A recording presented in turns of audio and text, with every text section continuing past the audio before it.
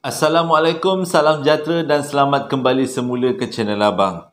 Menjadi seorang pencerita kisah-kisah seram, sebenarnya, jujur Abang cakap, bukan senang. Bukan senang untuk ceritakan kisah seram. Satu sebab gangguan, satu lagi sebab melawan perasaan sendiri. Semua cerita yang Abang sampaikan adalah perkara yang betul-betul berlaku, yang pernah berlaku. Jadi tak mustahil kalau Abang bercerita tu seolah-olah memanggil semula apa yang pernah berlaku.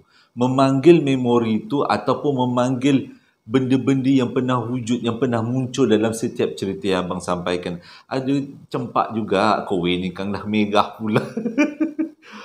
Itu adalah cabaran yang paling seksa. Paling seksa yang Abang kena lalui. Menceritakan kisah seram. Tapi penguatnya adalah, ini adalah amanah dan ini juga menjadi pengajaran iktibar pada orang. Bukan pada orang aja tapi pada Abang juga. Jadi hari ni Abang tak tahu kenapa, selepas Abang dapat dua kisah ni Abang rasa macam tak sedap. Dia macam perasaan dia tak sedap. Tapi Abang cuba ceritakan sebaiknya. Okey. Jadi sebelum kita mulakan cerita, kita minta berkat, mohon doa kepada Allah Taala moga kita panjang umur, murah rezeki, diberikan kesihatan yang baik, dipermudahkan segala urusan. Juga kita mohon kepada Allah Ta'ala moga-moga memberikan syurga buat mak ayah kita atas jasa-jasa yang telah mereka taburkan, membesar dan mendidik kita. Jadi, kita mulakan cerita dengan A'udzubillahi minasyaitanirrajim. Bismillahirrahmanirrahim. Muka Abang macam serius tadi kan waktu nak mulakan cerita. Abang tak tahu kenapa hari ni Abang rasa macam kecut perut. Muka Abang jadi panas, kowe Abang jadi merah. Oh ajar, cempak juga kowe ni keluar ni kan. Kita dah lah seram sejuk. Dan cerita yang pertama ni berlaku pada tahun 2017. Diceritakan kepada Abang oleh seorang lelaki. Gunakan nama gelaran Ilut. Ilut nama gelaran yang digunakan kali ini. Kisah kali ini adalah tentang menarik harta. Ilut ni, kalau ikut cerita ni, dia adalah seseorang yang suka tentang alam-alam sebelah. Alam-alam gaib, terutama kalau ada kaitan dengan harta-harta karun. Tak tahulah, mungkin dia kata daripada kecil dia terpengaruh tengok cerita-cerita Indiana Jones ataupun cerita-cerita yang berkaitan dengan mistik-mistik tentang harta karun. Teringin juga dia nak tengok harta-harta karun yang ada dekat bumi ni. Dan juga dia pernah berangan-angan, kalaulah dalam bawah rumah dia ni, bawah rumah mak ayah dia ni ada harta karun tertanam, boleh dikeluarkan, dijual, jadi harta, jadi kaya raya. Ada terbayang selalu macam tu. Selesaikan banyak hutang, mulakan perniagaan dengan duit-duit hasil daripada jualan harta karun tu. Itu menjadi idaman lah sebenarnya. Idaman Ilut daripada kecil sampailah ke besar. Pada waktu tu Ilut tinggal dengan adik-beradik dia dan juga mak dia, ayah dia dah meninggal. Dan dia ada seorang pakcik yang sama-sama punya minat yang sama, iaitu harta-harta karun daripada alam sebelah. Alam-alam yang kita tak nampak ni. Jadi dia kata disebabkan minat dia orang yang sama ni, dia orang berkenalan dengan seorang yang dikatakan dekat tempat tu adalah orang yang pakar untuk menarik harta daripada alam sebelah. Kita namakan dia sebagai Pak Ngah. Jadi Pak Ngah ni terkenal dekat kampung tu. Ada juga orang yang cakap Pak Ngah ni scammer. Tapi Ilut percaya Pak Ngah tu memang ada kelebihan untuk menarik harta daripada alam sebelah. Menarik harta daripada dasar tanah untuk dikeluarkan dan dijual. Dia memang yakin.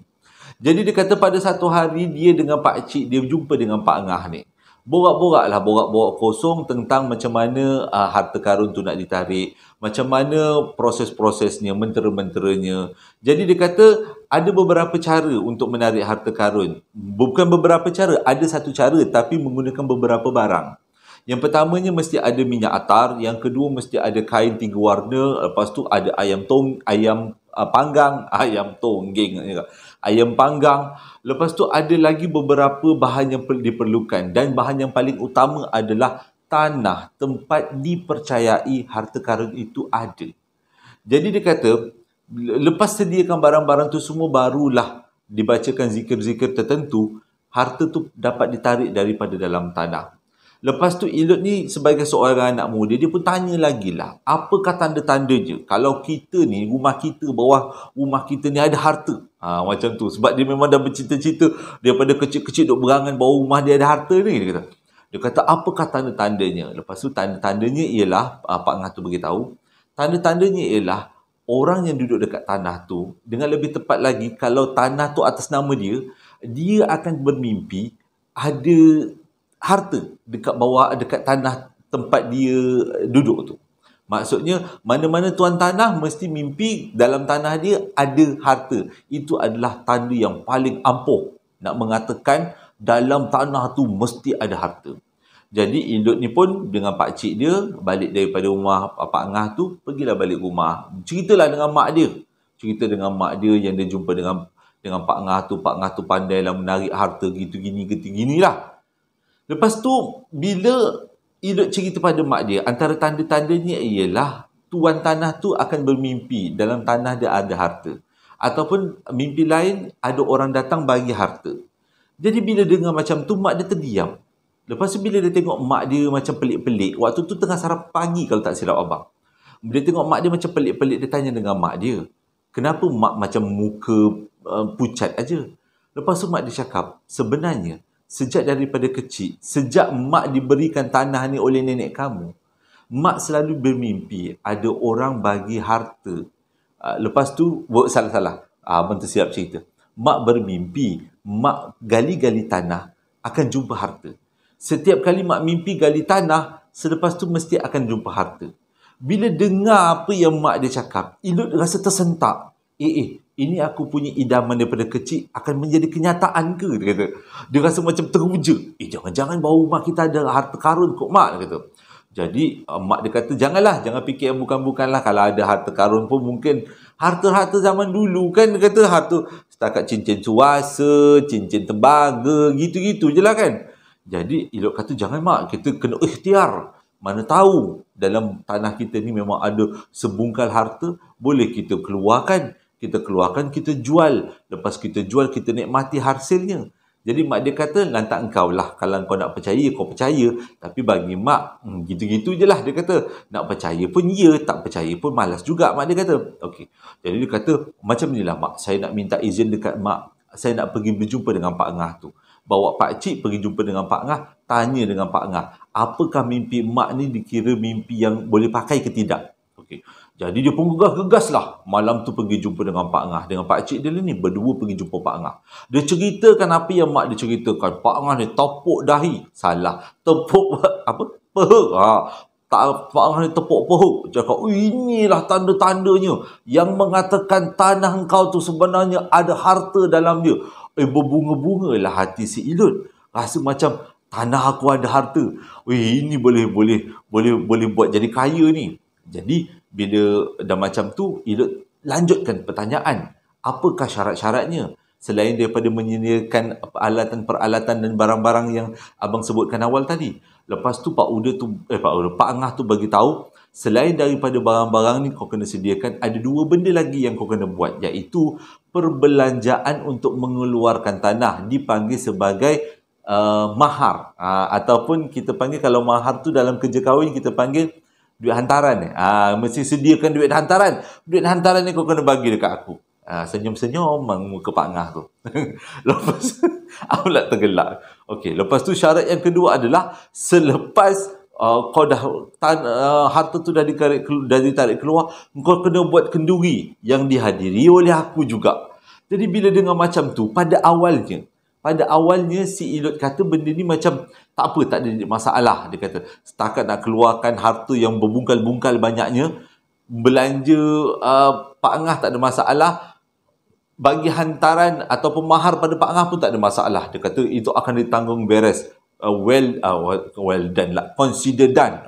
Okay. Jadi, benda pertama yang dia kena buat adalah Pak Ngah kena dapatkan tanah yang tapak rumah tu. Tapak rumah tu yang dikatakan ada harta di bawahnya.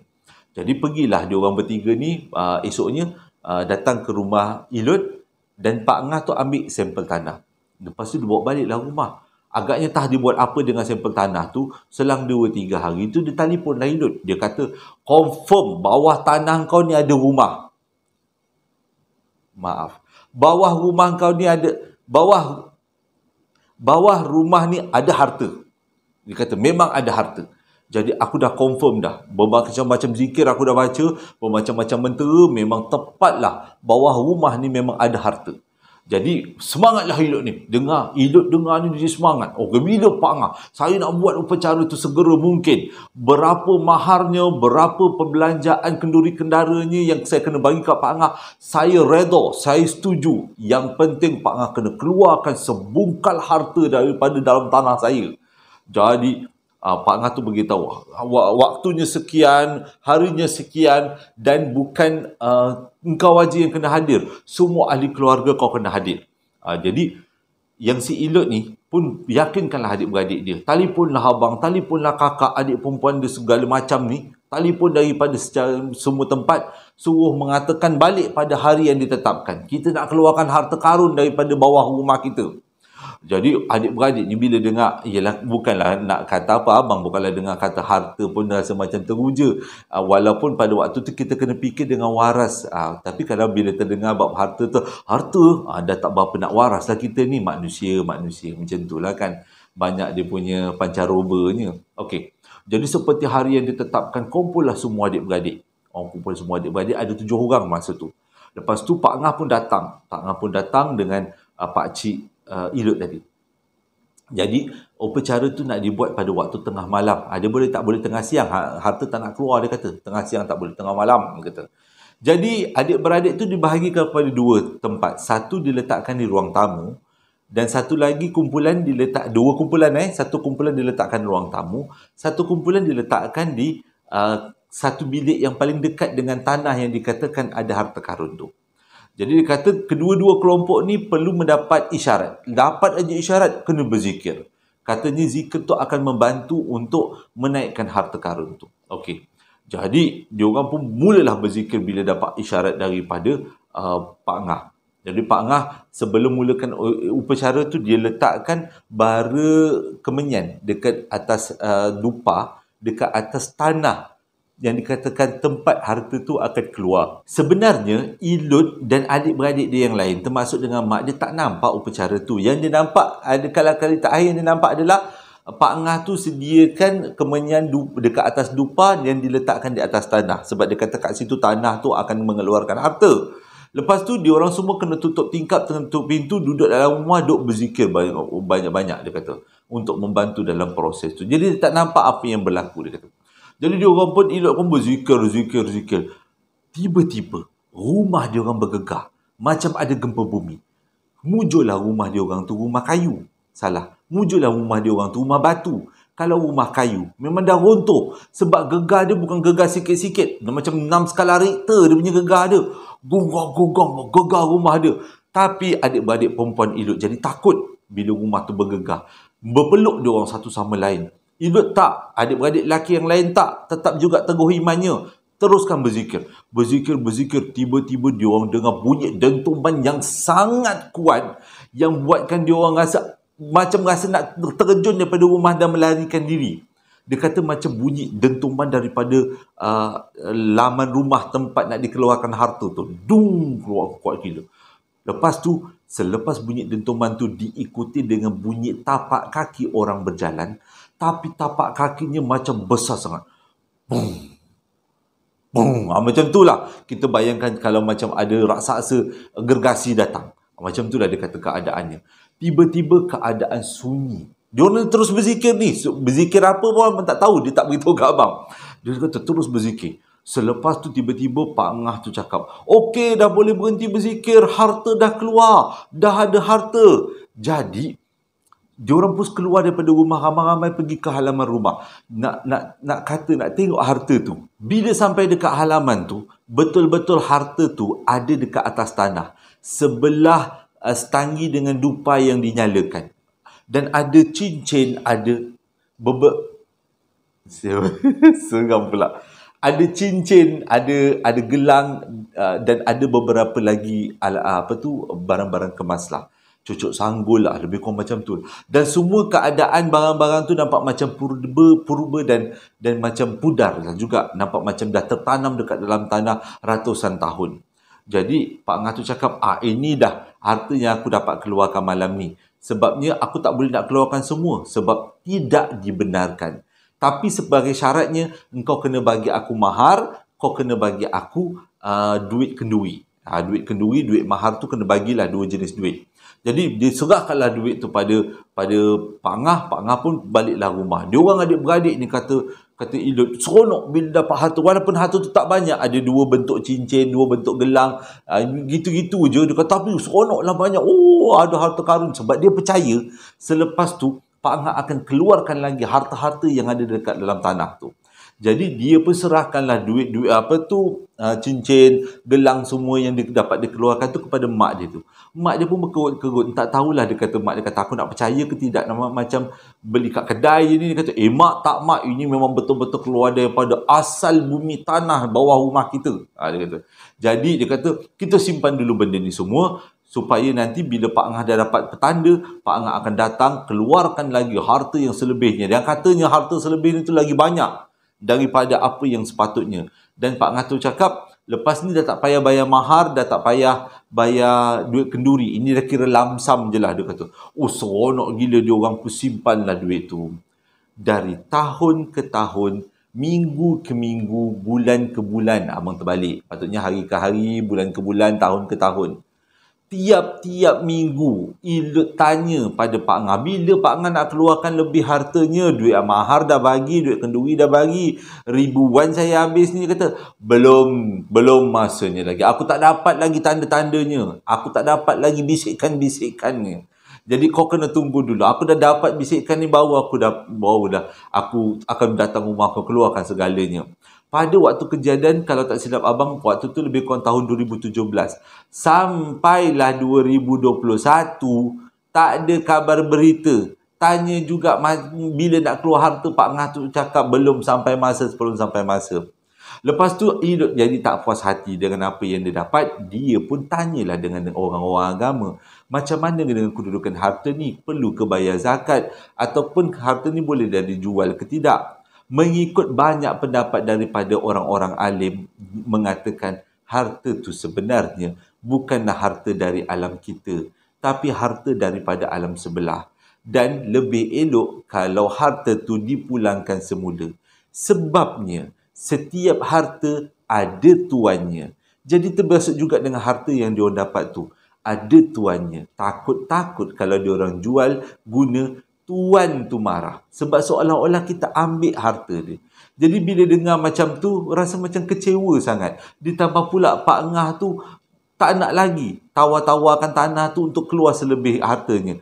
Dan yang lebih teruk lagi, duit mahar dan duit kenduri lebih mahal daripada duit harta yang berjaya dikeluarkan. Nak buat macam mana? Redha je lah kan, dia kata. Tak tahulah, dia kata dia ni kena scammer, dia kena scam ke dengan Pak Ngah ni. Tapi entahlah, dia kata. Jadi dia simpan benda tu sampai sekarang. Jadi kenangan, jadi ingatan. Supaya nak bagi tahu, harta tu kadang-kadang bukan hak kita, hak orang lain. Dan harta yang diambil daripada alam sebelah kadang-kadang ada penunggunya, ada tuan punyanya. Cerita yang kedua ni disampaikan kepada abang juga melalui email, yang sampai ke abang namanya Yani, berlaku pada tahun 2016. Kisahnya, pada 2016 Yani telah dikurniakan dengan seorang bayi yang sangat comel yang diberi nama Izara. Tapi yang bukanlah menyedihkan, tapi yang menguji, iaitu Izara bukanlah bayi yang sempurna. Dia dikonfirmkan mengidap sindrom Down. Jadi dia kata dia sangat sensitif. Baby Izara ni sangat sensitif dengan keadaan sekeliling. Kalau orang sesama je, dia pun kena sesama. Orang batuk, dia pun kena batuk. Lagi teruk daripada orang yang batuk. Lepas tu dia kata dia tak tahan dengan habuk. Akan naik ruam. Akan menyebabkan sistem pernafasan dia terganggu. Jadi dengan kata lain, hospital. Abang lupa nak beritahu. Tempat abang tak boleh beritahu kali ni. Sebab sensitif. Dia berkaitan dengan hospital. Tapi dia kata, jadi sejak daripada Izara lahir, yang ni cerita, dia jadikan hospital tu adalah sebagai satu rumah kedua bagi dia. Jarak hospital tu daripada rumah dia lebih kurang setengah jam. Agak jauh jugalah. Tapi disebabkan hospital tu rumah kedua dia, terdapat satu peristiwa pada satu hari yang dia terpaksa hadapi dengan tabah bila duduk dekat hospital tu. Pada satu hari, nak jadi cerita, Izara punya sistem pernafasan dia terganggu disebabkan oleh batuk dengan sesama. Tak tahulah datang daripada mana batuk dengan sesama tu dia boleh dapat, tapi itu menjadi alasan untuk baby Izara ditahan dalam wad kanak-kanak. Okey. Jadi dia kata, dia tak ada masalah untuk ditahan dalam wad. Cumanya kali ini dia ditempatkan di wad tingkat 4, iaitu dia jarang-jarang sangat pergi ke kawasan tu. Bukan jarang pergi kawasan tu aja, menginap dekat situ pun tak pernah. Tapi dia kata demi anak tadi kan, yang ni kata dia akan korbankan segalanya untuk menolong anak dia. Ini adalah anak sulung dia, anak yang satu-satunya. Jadi dia pun pergilah masuk, registerlah dekat dalam wad baby Izara ni pun, masuk register dalam wad, duduklah dekat wad.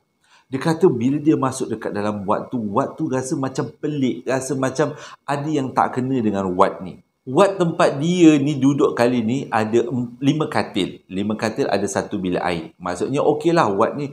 Dan dalam bilik tu ada lebih kurang 3 katil yang digunakan. Termasuk katil dia. Jadi total semua ada 6 orang lah. Setiap anak-anak akan ditemani dengan seorang ibu bapa kan, seorang ibu. Jadi dia kata tak adalah rasa takut sangat, sunyi sangat. Cuma keadaan wad tu rasa macam lain macam.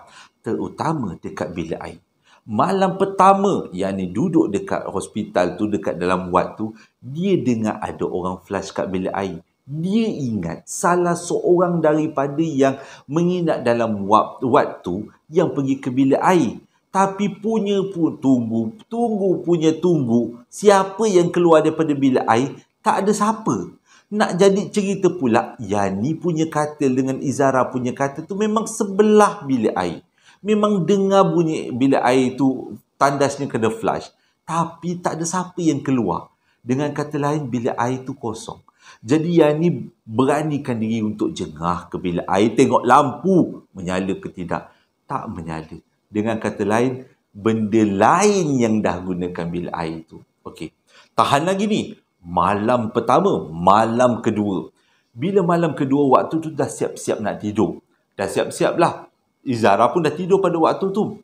Tiba-tiba, dia dengar dekat dalam bilik air tu, shower bilik air tu menyala. Berbunyi lah kan. Berbunyi, air keluar. Shru keluar. Waktu tu, yang ni dah tak berani lagi nak jengah-jengah. Cukuplah dia kata sekali dia jengah. Dia tak nak jengah lagi. Sebab bila dia dengar bunyi air tu, dia yakin itu adalah bukan daripada orang dalam waktu yang guna. Sebabnya, sebelum tidur, dia dah kira setiap orang dalam wad tu. Tengok, kakak ni ada, dia pun ada, baby-baby semua ada. Siapa yang guna bilik air tu? Memang tak ada siapa. Tapi, dia punya malam terganggu dengan bunyi bilik air seperti orang mandi. Itu malam kedua. Malam ketiga, dia dapat benda yang sama. Kali ini, berlaku dekat bilik air. Cumanya, bunyi barang-barang jatuh dalam bilik air. Sebenarnya dalam bilik air tu tak ada barang pun. Kalau diorang pun guna bilik air, contohnya shampoo, sabun, semua diorang akan bawa keluar balik daripada bilik air tu selepas menggunakan bilik air tu. Dengan kata lain, bilik air tu tak ada apa-apa selain daripada tempat pancuran mandi, sinki dan juga tandas. Tak ada apa-apa pun. Tapi bunyi benda jatuh. Seolah-olah shampoo jatuh. Seolah-olah sabun jatuh. Itu malam ketiga. Tapi yakin. Yang yakin itu bukan daripada alam dia. Daripada alam kita. Tapi daripada alam sebelah. Tapi tak sempat pergi malam keempat. Esoknya Izara dah keluar. Oksigen dia dalam keadaan yang okey. Dah tak payah pakai penutup mulut tu lagi. Jadi legalah dia dapatlah keluar daripada situ. Dia berjanji, lepas ni aku tak nak ward 4 ni lagi, tingkat 4 ni lagi. Kalau kena warded malam ni, bila-bila lah kena warded, tak nak pergi ke sini lagi. Tobat tingkat 4. Aku nak pergi ke tingkat 1, tingkat 2 je. Tempat yang selalu dia biasa kena warded. Jadi dia kata, keluar tu dia cerita dengan suami dia apa yang berlaku sepanjang dia duduk kat ward tu.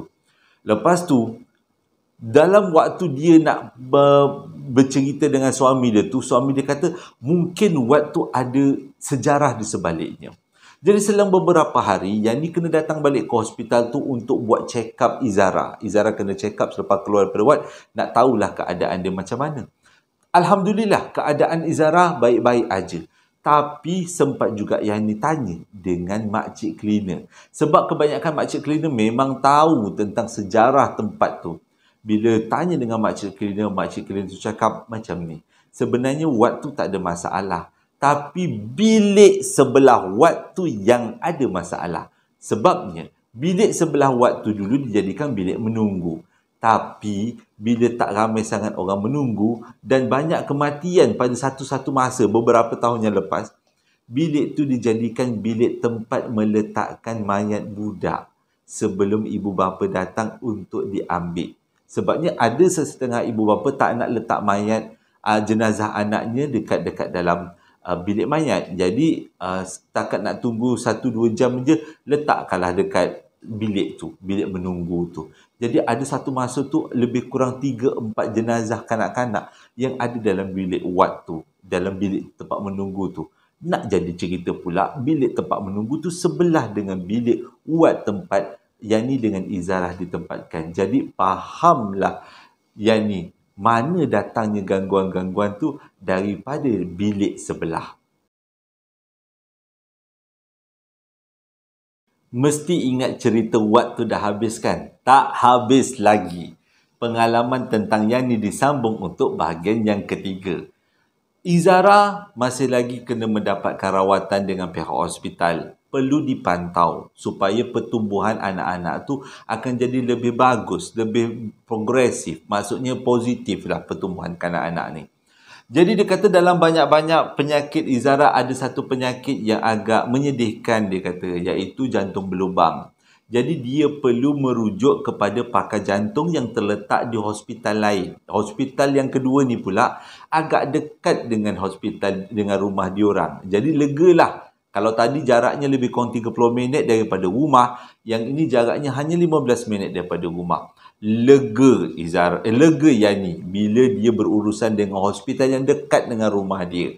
Dia kata tak payahlah nak kena warded masuk dalam hospital. Kalau ada apa-apa, just datang, lepas tu dapat rawatan balik macam tu. Nak jadi satu cerita. Nak jadi satu cerita lah, nak dijadikan cerita. Pada satu hari, Yani bawa Izara ni pergi ke hospital untuk buat check up. Bila doktor cek kandungan oksigen dalam darah dia sangat rendah. Dalam darah dia lebih kurang 80% je. Kalau normal ni lebih kurang 95%. Tapi dia dah jatuh ke 80%. Jadi doktor cakap baby Izara ni perlu di-warded. Kata yang ni tak ada masalah nak warded. Dan doktor tu tanya, nak warded dekat hospital ni ke ataupun awak nak warded dekat hospital yang selalu awak datang, yang jaraknya 30 minit daripada rumah tu. Bila teringat peristiwa yang Yani pernah alami, dia terus cakap dengan doktor tu, saya nak di-wardedkan ke hospital ni. Tak, sebabnya saya ada pengalaman buruk ke hospital tu. Dia kata, dia terus terang cakap dengan doktor. Doktor tu pun gelak. Ini mesti kena dengki kena dengan hantu ni. Dia kata, Yani tak naklah buka mulut, dia senyum je lah. Jadi seperti yang ditetapkan, akhirnya baby Izara pun diletakkan di hospital terbabit. Di-warded dekat hospital terbabit. Tapi yang peliknya, hospital ni, fasiliti dia sangat tip-top. Satu bilik ada 5 katil. Dan setiap katil hujungnya mesti ada TV. Lepas tu dekat dalam bilik tu pula ada sofa panjang. Sebelah setiap katil ada sofa panjang. Sofa tu kalau ditarik, boleh jadi tilam. Dengan kata lain, fasiliti hospital tu memang tip-top. Tak rugi. Dia pindah daripada hospital lama, rawat daripada hospital lama, pergi ke hospital yang baru. Lepas tu tak jauh daripada bilik ward tu pula ada kawasan tempat tengok TV juga. Lepas tu ada air kowe. Abang ni je macam ambassador kowe je ni. Jadi dia kata memang fasiliti hospital tu tip top. Nurse-nurse pula suka cakap kuat. Sikit-sikit gelak. Tak adalah sunyi sangat dia kata. Lepas tu, dia pun setuju masuk dalam ward tu. Bersalam-salam lah dia dengan orang-orang yang ada kat dalam ward tu. Ward tu ada 3 katil yang digunakan, 2 katil lagi kosong. Setiap katil ada anak-anak dan ditemani dengan ibu bapa. Ada pula tandas. Okey. Tak ada masalah mula-mula. Hari pertama tak ada masalah. Okey je. Tapi dia rasa macam sunyi jugalah. Dia kata hospital tu sunyi tapi tak adalah sunyi sangat. Malam pertama tak ada apa-apa. Bila dia bangun tidur, lebih kurang pukul 5.30 waktu tu rasa macam nak terkencing. Bila dia bangun tidur je, benda pertama yang dia terkejut adalah semua nurse ada dalam ward dia, tengah tidur. Maksudnya tengah berehat. Ada yang buat kerja, ada yang tengah kira-kira, ada yang tengah ubat, semua. Tapi dilakukan dalam ward dia. Memanglah ward dia ni sebelah dengan resepsionis. Tapi kenapa diorang nurse-nurse ni tak duduk kat resepsionis, duduk dekat dalam ward dia orang? Waktu tu Yani rasa macam mungkin sunyi hospital ni. Jadi nurse tu nak hiburan. Budak-budak dalam ni pula ada budak-budak kan. Tak ada masalah. Jadi dia pun biarkan aje lah nurse tu buat kerja dekat dalam tu. Okey, tak ada masalah. Berjalan macam biasa. Tapi bila siang menjelang, mulalah dia rasa macam tak sedap. Sebabnya, walaupun keadaannya siang, tapi keadaan dalam hospital tu betul-betul suram. Walaupun banyak tingkap. Okey. Jadi dia kata, dia perlu tanya dengan seseorang untuk confirmkan kenapa tempat ni rasa suram sangat. Okey. Lepas tu, seharian tu, dia pergilah beberapa kali ambil air dekat kawasan tempat rehat dekat luar daripada wad tu. Dekat kawasan tempat rehat tu adalah seorang pakcik tengah tengok TV. Lepas tu, penapis air kowe tu ada dekat-dekat kawasan situ je. Lepas dia ambil air tu, dia tengok pakcik tu. Pakcik tu setekun tengok TV. Seolah-olah macam tak nak tidur. Jadi dia pun tanyalah dengan nurse tu, nurse kenapa dengan pakcik tu tak bergerak tengok TV? Nurse tu cakap apa? Pakcik tu tidur kak. Dia kata, siang-siang tidur ke kat situ? Pakcik tu salah seorang pesakit lah sebenarnya. Dia tak nak tidur dekat ward dia kata. Sebab ward dia tak selesa waktu tu. Jadi dia tidurlah dekat ruang tengok TV tu. Akak ada masalah ke? Kata nurse tu. Kata, yang ni tak ada masalah, okey je. Tak puas hati ni. Yang ni tak puas hati. Dia pun selinap-selinap carilah makcik cleaner. Jumpa makcik cleaner. Tanya dengan makcik cleaner tu. Makcik cleaner boleh tak tahu sebenarnya kenapa pakcik tu tidur dekat bangku tu? Makcik cleaner tu tergelak. Pakcik ni cakap, engkau tak tahu ke? Sebenarnya hospital ni sangat-sangat berhantu. Pakcik tu tidur dekat depan TV sebabnya dia tak berani nak tidur dekat ward dia. Katanya dekat ward dia, setiap kali dia tidur dalam ward tu walaupun mewah, tapi setiap kali dia nak tidur, akan datang seorang budak yang meloncat-loncat atas katil dia, buatkan dia rasa terganggu nak tidur. Dengan muka budak tu tak semenggah, dia pun ambil keputusan tidur dekat depan TV, dekat kawasan bilik TV. Tidur atas sofa, barulah tak kena ganggu. Jadi, yang ni rasa macam, adakah hospital ni lagi teruk daripada hospital pertama yang dia pernah di-warded hari tu? Dia pendamkan perasaan tu. Okey, dia kata tak ada masalah. Jadi dia teruskan kehidupan macam biasa sampailah waktu maghrib. Bila waktu maghrib, salah seorang daripada budak yang ada dalam ward dia menangis. Nangis, masuk waktu maghrib, nangis saja. Jadi ada juga orang bawakan cucuk sanggul. Cucuk sanggul besi letak dekat sebelah budak tu. Katanya itu adalah salah satu petua untuk menghalau benda tu. Tapi tak jalan. Budak tu tetap menangis. Yang ni ambil keputusan. Pasang handset dia ayat-ayat Ruqyah, Yasin dan ayat-ayat Ruqyah. Letak dekat sebelah baby. Barulah anak orang tu senyap. Jadi bila anak orang tu senyap, nurse-nurse ni ambil keputusan untuk biarkan Yani. Setiap kali budak ni nangis, dia suruh Yani, akak boleh tak bukakan handset yang ayat Ruqyah tu letak kat baby ni. Bila letakkan, baru diam. Itu kejadian pertama. Kejadian kedua, waktu tu tengah malam. Waktu ni memang suram. Dia kata memang suram kawasan hospital ni. Dia tiba-tiba rasa macam ada sesuatu di balik tingkap. Dia pun cubalah nak buka tingkap, nak buka langsir. Waktu dia nak buka langsir, tiba-tiba dia dengar ada orang berlari daripada belakang, seolah-olah menuju ke arah dia. Baru dia nak tarik langsir, tiba-tiba tangan dia pegang dan dicantumkan balik langsir tu. Pada waktu tu malam malam waktu tu. Lepas tu dia tengok belakang, rupanya makcik cleaner. Dia tanya, kenapa tak boleh buka langsir? Saya nak udara, pertukaran udara. Jangan. Takut kau nampak benda yang tergantung. Makcik cleaner tu buat teaser, buat pembukaan mukadimah yang korang hajar namanya. Bila dengar macam tu, dia nak tanya apakah benda yang tergantung. Tapi dia takut nak tanya, takut yang Makcik Clinton tu cakap, dia tak boleh terima. Keadaan jadi semakin tertekan. Suasana jadi semakin suram. Beberapa kali dia dengar budak melintas tapi tak nampak. Benda yang paling ketara terjadi dekat hospital tu adalah bunyi orang berborak tapi tak tahu datang daripada mana.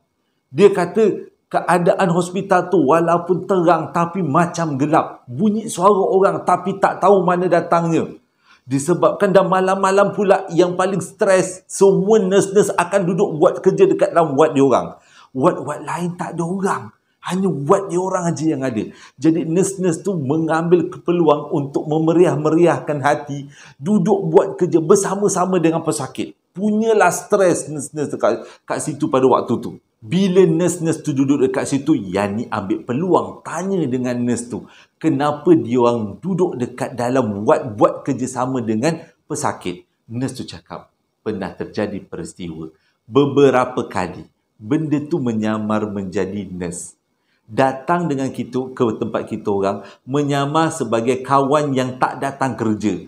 Menyamar sebagai kawan yang bercuti. Semua tahu.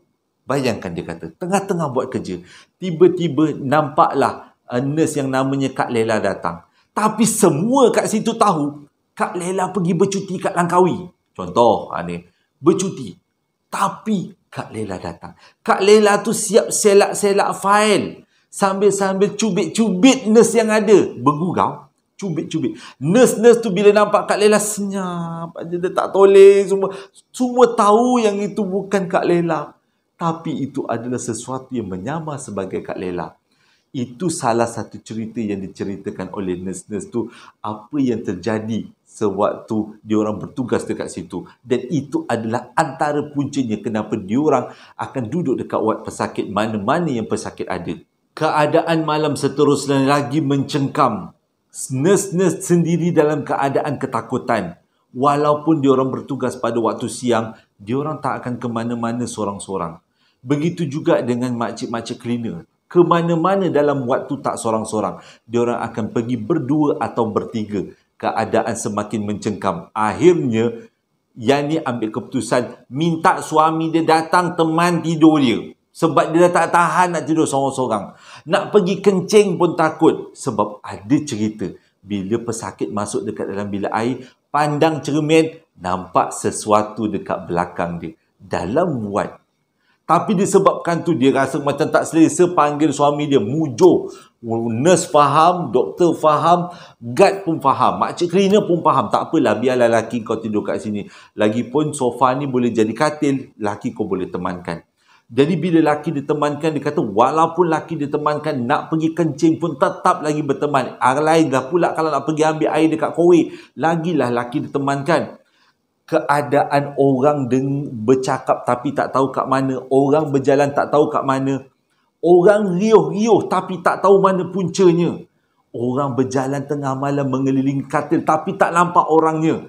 Ada pernah nampak orang lelaki berjalan tapi tak ada kakinya. Banyak gila yang Yani dan pesakit-pesakit kat situ alami. Yang dia rasa menyesal dia duduk dekat ward tu. Sampaikan dia tanya dengan doktor, boleh tak diorang nak keluar? Doktor tu bagi jawapan yang sangat-sangat luar biasa. Kak, boleh tak teman kita orang duduk dekat ward ni, memeriahkan ward ni, Kak? Kita orang terpaksa bertugas kat sini. Sebenarnya Izara ni hampir boleh dikeluarkan daripada ward, tapi kita tambah 1 hari lagi boleh tak, Kak? Supaya meriahlah kawasan ni. Bila dengar macam tu, Yani pun rasa macam tak rasa simpati dengan nurse, dengan doktor yang bertugas dekat hospital tu. Jadi dia tambahlah lagi 1 hari. Tapi dia kata itulah, dah tak nak lagi lah. Itu je lah malam terakhir. Dan esoknya Izara dibenarkan keluar. Tutuplah pengalaman Yani dekat hospital tu. Rupanya hospital kedua yang dia nampak mewah, megah daripada luar, menyimpan cerita yang sangat menyeramkan. Banyak peristiwa-peristiwa pelik yang Yani dan pesakit-pesakit alami. Tapi apakah puncanya? Ini yang sedapnya. Mengikut cerita daripada orang sekitar, sebenarnya hospital tu didirikan atas kubur. Dan kubur tu berjaya dipindahkan. Kubur apa abang tak pasti. Kubur tu semuanya berjaya dipindahkan. Cuma ada 3 kubur yang bersebelahan yang tidak berjaya dipindahkan oleh pihak kontraktor. Akhirnya, kontraktor yang membangunkan hospital tu menyediakan satu bilik, dan bilik tu terletak di tingkat terbawah hospital tu. Bilik tu dikunci, dan kalau bilik tu dibuka, akan nampak 3 kubur ni. Kat mana cerita ni? Abang terpaksa sembunyikan. Bahaya. Tak boleh. Sebab ni hospital bahaya, hospital kerajaan. Abang tak boleh beritahu. Dia kata sampai sekarang kubur tu ada dalam salah satu bilik di tingkat terbawah hospital tu. Dan itulah yang menjadi punca seluruh hospital tu diganggu.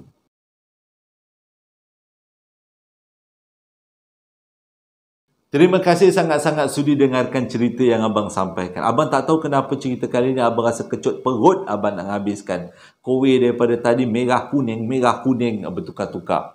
Jadi terima kasih sangat-sangat sudi dengarkan cerita abang. Moga-moga jadi iktibar dan pengajaran. Terima kasih juga pada yang membeli sambal lara. Siapa-siapa nak rasa sambal lara boleh dapatkan lagi. Harganya murah je, RM12. Dan juga perapan sate. Perapan sate mahal sikit lah, RM29. Kalau abang cakap bahan-bahan dia premium, nampak macam pelik pula. Tapi bahan-bahannya mahal lah. Ya, ketumbar, jintan mana, jintan. Adalah benda-benda pelik. Bukan benda pelik, benda-benda istimewa yang diletakkan dalam perapan sate tu, yang jadikan dia lebih mahal. Cuma ni halal lah, semua ni halal, jangan risau.